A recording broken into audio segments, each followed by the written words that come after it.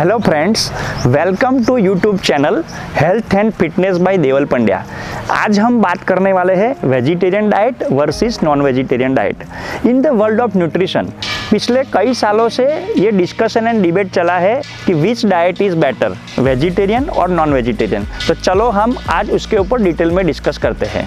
Today I am sharing my perspective based on ayurveda and modern science regarding veg diet and non veg diet.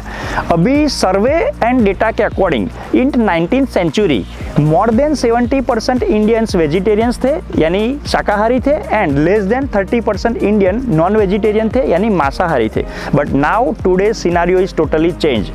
Currently, more than 70% Indians are non-vegetarians and less than 30% Indians are vegetarian.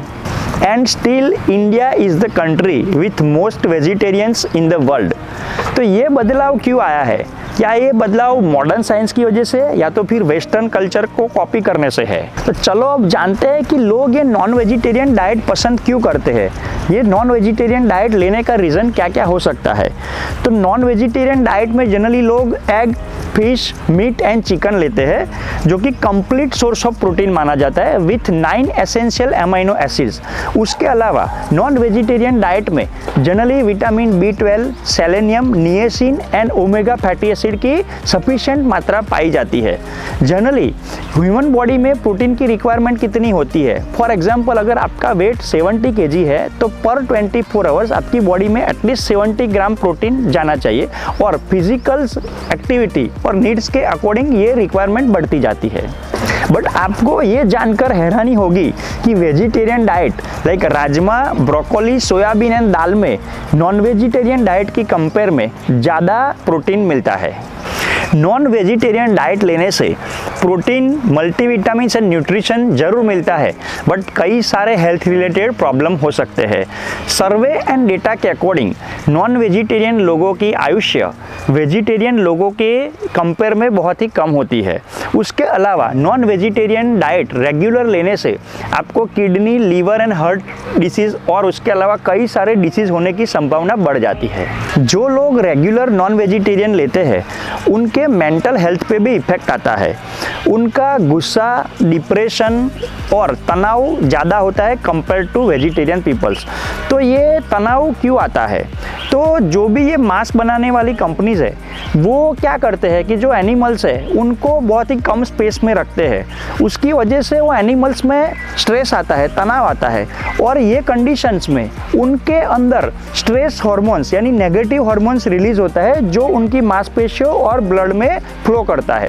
और जब भी ये animals को काटा जाता है तब ये डर और भय की वजह से ये स्ट्रेस हार्मोन्स, नेगेटिव हार्मोन्स ज़्यादा सीक्रेट होते हैं और यही जब ये नॉन वेजिटेरियन लोग उसको खाते हैं तब ये उनकी बॉडी में जाने की संभावना बढ़ जाती है और उनकी वजह से नॉन वेजिटेरियन लोगों का एंगर, डिप्रेशन, तनाव ज़्यादा बढ़ जाता है।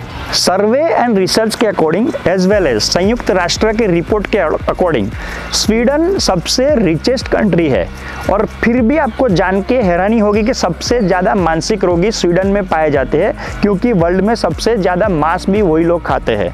दूसरा भी एक रिसर्च है कि वर्ल्ड में सबसे अच्छी सड़कें स्वीडन की है, फिर भी सबसे ज़्यादा बैक पेन का प्रॉब्लम स्वीडन में है। जब डॉक्टर्स और साइंटिस्ट ने वहाँ पर रिसर्च किया तब कंक्लूजन आया कि ये इसीलिए है क्योंकि वो लोग ज़्यादा मांस खाते हैं। तो आप सोच सकते हो कि इम्पैक्ट कहाँ तक हो सकती है।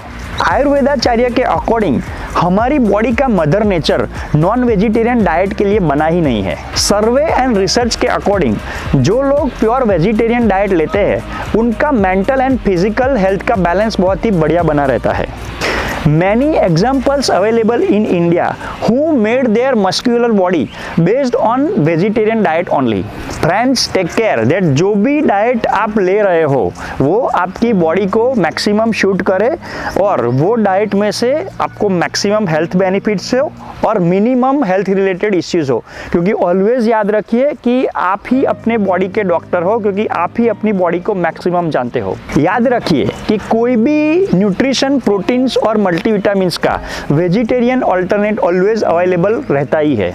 फ्रेंड्स, अगर आपको ये हमारा कंटेंट अच्छा लगा हो तो please share to your friends and family, ताकि मैक्सिमम लोग इसका बेनिफिट्स पाए।